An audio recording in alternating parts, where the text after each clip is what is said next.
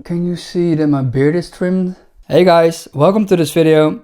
Today I'm going over the topic why you should learn music theory as a producer. This video is aimed towards music producers, but this information is also relevant if you are a vocalist or if you like to play the guitar or the piano.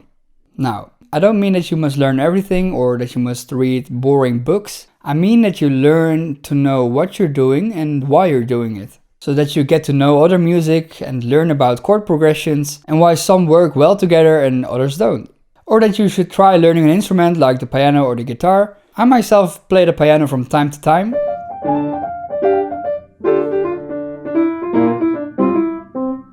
And while playing it I get inspired a lot and I can create new melodies on the spot. So you might say, oh, music theory is very boring. Oh, it sucks the life out of music. I've already released lots of music without music theory at all. It takes a lot of time, man. Dude, it's very boring. It's not creative. It's not creative at all. And you know, I really do understand what you're saying. But I'm still going to give you 5 reasons why you should learn music theory.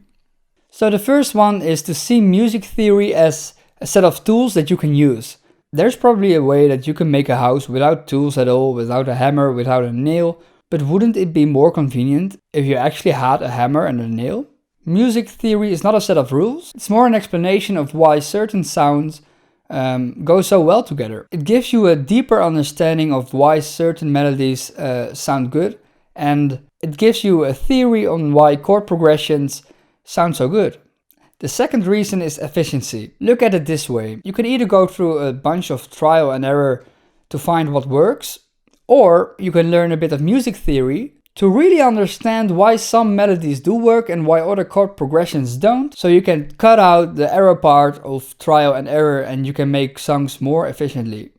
Reason number 3 is collaboration. Music is like a language that we all share as musicians. If you're doing a collaboration and someone says to you, hey, let's put it in A minor, it would be quite beneficial to know what they're saying. So when you learn music theory, it becomes much easier to communicate with other musicians.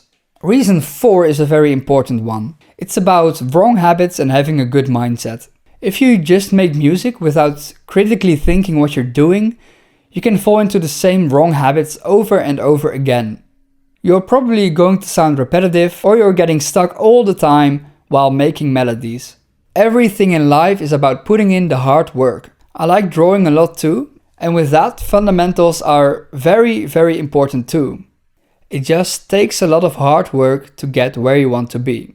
And you probably know those videos that promise you to make a great melody in under 1 minute or something, but if you only rely on those videos, you're probably going to make the same melodies over and over again. Try to have a learning mindset and remember it's okay to fail. Try to suck in as much information about music production as you can. So, the 5th reason is maybe the most important reason. You'll become more creative. A lot of people say that they will sound stiff or boring or that they have already produced a lot of tracks without knowing actual music theory. But that's the opposite of the truth. Just like you lift weights to become stronger, you can learn music theory to become a more fluent composer. You'll get tons of new ideas because you know that there is a lot more possible. And I believe that by becoming more creative through learning music theory, you also get a more unique voice. I read a quote on Reddit. I'm sympathetic to the attitude that you should just play what you feel, but I think that the mindset can also hurt your musicianship in some ways. Being authentic to yourself and being intellectually disengaged aren't necessarily the same thing. So being authentic, being yourself and being unique is not the same as not knowing what you're doing. You're actually becoming much more efficient if you know exactly what you're doing and you're going to start hearing what other people are doing in their tracks. Now, the question is, what do you need to learn? In my opinion, scales, chords, chord progressions are a good place to start. Learn what minor chords are, what major chords are, and maybe even stuff like inversions. And you should definitely learn about rhythm and time signatures. There's plenty to learn on YouTube already, but if you want I can make these tutorials as well. So let me know in the comments if you want me to make those tutorials. You can learn music theory by looking at other songs and their chord progressions and trying to figure out why they work so well. Don't hold back from other genres. Classical music is a goldmine when it comes to chord progressions and melodies. And learning to play the piano has taught me a lot about music theory and about creating melodies and chord progressions and all that stuff. And let me say this very clearly, there are probably exceptional people out there who make music without knowing any music theory at all. And that's fine.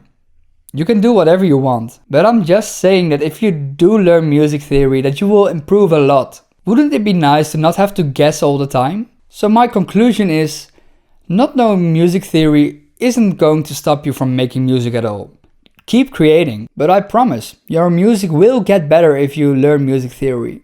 So, this is the end of the video. Hopefully you got something out of this. And let me know if you have suggestions for other videos, or if you have specific questions about certain topics. Subscribe to this channel if you want to, and I also have a channel with all my music that I release, and you can find that in the description. And with that, I will see you next time. Bye bye.